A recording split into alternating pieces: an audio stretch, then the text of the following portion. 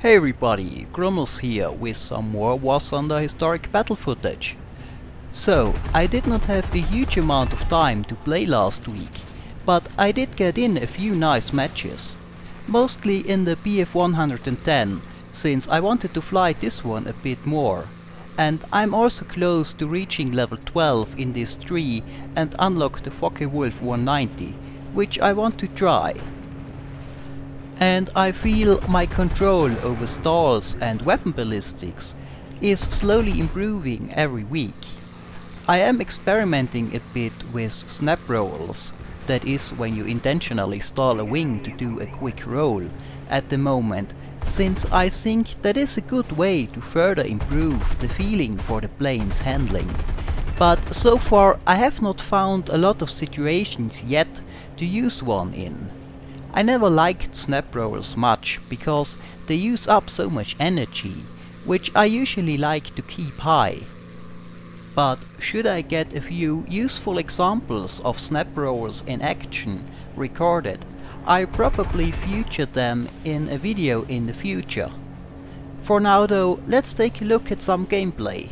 As I said, this time it's mostly the BF110, but to start things off, a small engagement in the 109 G2.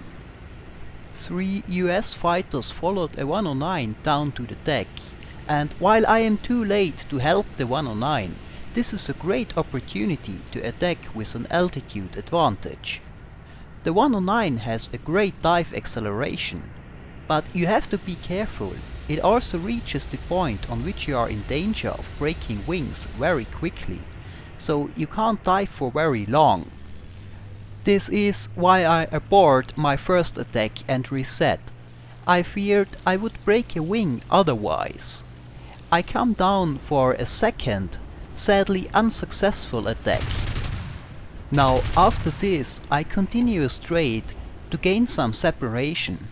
I could of course easily turn with the Corsair, but there are still two other fighters around and I want to see what they are doing first. Looking around, I can see that they are currently no threat, so I am free to keep attacking the Corsair. So I come around for another pass. I still have a good energy advantage, thanks to the 109's energy retention. On this attack run, I get a few good hits on the fuselage and wing. He dives a bit, and at this point I am not sure if he is terminally hit or not, but I want to take a look at the situation before I decide if I try to follow him or not. But the P-39 I lost track of earlier reappears, and he is not under attack and, as far as I know, undamaged. So he has a priority for now, and I let the Corsair go. He would have been hard to catch anyway. The Aerocobra was apparently attacking AI fighters and is on low energy from that. Now, a small issue I have sometimes with the 109 is that it can be a bit twitchy when attacking. But a turn adds stability, so I usually prefer deflection shooting when flying it. This is of course true for a lot of planes. Once you get the feeling for the lead the aircraft's weapons require, deflection shooting is often more effective. You gain a bit of stability in a slight turn, and you have a bigger target to shoot at.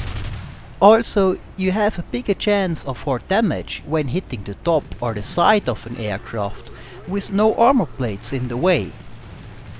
Something you also have to keep in mind on the defensive. Depending on the situation, a turn might make it easier for your opponent, not harder. Now I planned to fly towards the rest of my team just in case, but a B-25 shows up behind me attacking ground targets, and he is much closer. The other two 109s seem to handle the Corsairs just fine, so I go for the B-25. If the 109s would have had a harder time, I would have moved to help out there first and left the B-25 for later. Now the Mitchell of course has a nice defensive armament, so you really don't want to approach from behind. If I have the speed, I usually try to climb above the bomber and do a diving attack. I feel the best opportunity to attack is when the bomber is turning. In a tight turn, you know the guns are not manually controlled, and the AI gunners often won't shoot, or at least won't hit much in a turn. So when I get the chance, that is when I attack.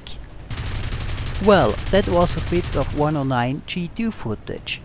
Let's take a look at a few fights in the BF 110. The first one is a very small round on Britain. My team is taking B, but a single U-87 is already moving towards B on low altitude, and I stay above him hoping he attracts some attention, which he does. He is attacked by 2 Spitfires and a Hurricane. A good opportunity to dive down, do as much damage as possible, and then use the speed from the dive to get away. I get 1 Spitfire, and the second one gets hit by its own AA. I can imagine he was not too happy about that, which leaves only the Hurricane. Sadly, I was a bit too late to save the U-87. Now, this attack was a bit of an example that a negative characteristic of a plane can be useful in the right situation. The BF 110's dive acceleration is far from impressive, but at least this makes diving attack with a big altitude difference very comfortable, since the plane rarely gets fast enough to be in any danger of losing a wing.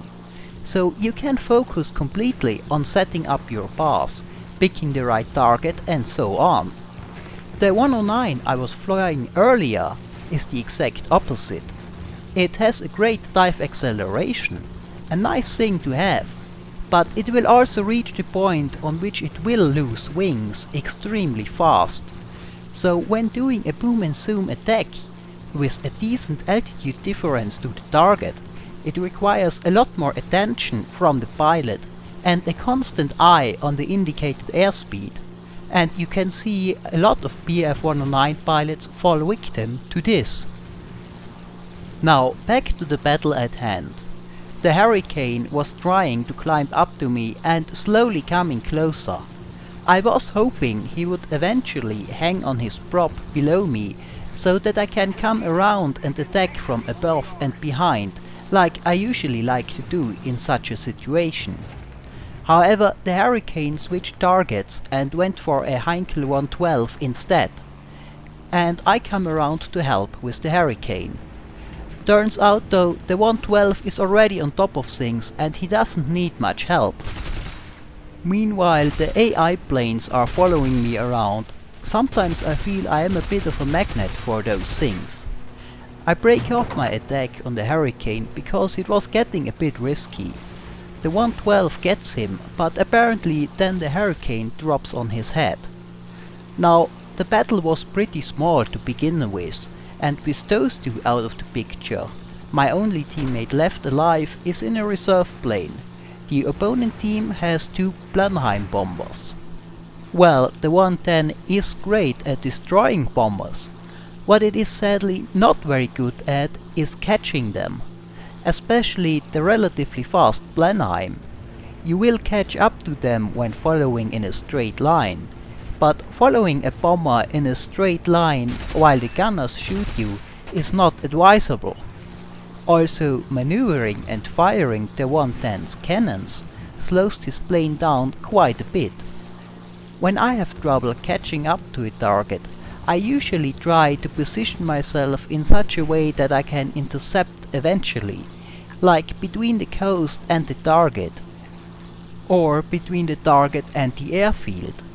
Even doing that, it can be quite a bit of effort catching a fast bomber in the 110 and staying long enough on them to do the necessary damage, since maneuvering to aim your guns and firing the guns will cost you a lot of speed. This is where the bad energy retention of the plane is very noticeable. It is probably a good idea not to try to follow them directly. but to patrol and climb next to friendly ground targets. Then you have a good altitude advantage to turn into speed when the ground targets come under attack. Well, let's take a look at the next engagement, which I thought had a few good looking moments. Now, I followed the bomber to the deck, and once I got him, turn around to climb towards the friendly base and regain some altitude. I of course don't want to climb towards the opponents, so I don't run into a fighter while slow from the climb. I change my heading a bit towards the BE-3 to see if I get a good opportunity for an attack. But I know there are still enemy fighters around and I have not seen all of them yet, so I want to make sure it is clear before I do that. Looking around, I can spot two LAC-3s. One is above me and already hunted by enough blues to not be a threat, but another one is coming in from the south, and I think he plans to help the BE-3 and go for the 112 or 202. So I decide to circle the engagement and go for the LAC when he makes his move. The BE-3 is attacking me, but he is already under attack by my teammates, so I go as planned for the LAC-3 when he is attacking the 112.